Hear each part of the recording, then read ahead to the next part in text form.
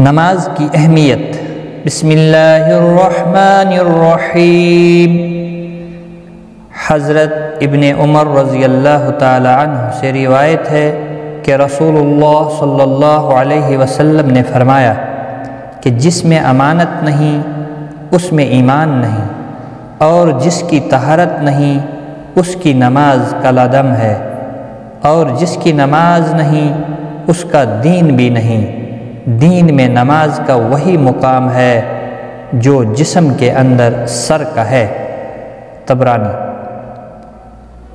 حضرت ابو ہریرہ رضی اللہ تعالی عنہ سے روایت ہے کہ رسول اللہ صلی اللہ علیہ وسلم نے فرمایا، تمہارا کیا خیال ہے اگر تم میں سے کسی کے دروازے پر نہر ہو اور وہ اس میں روزانہ 5 وقت نہائے، کیا اس پر کچھ میل باقی رہے گا؟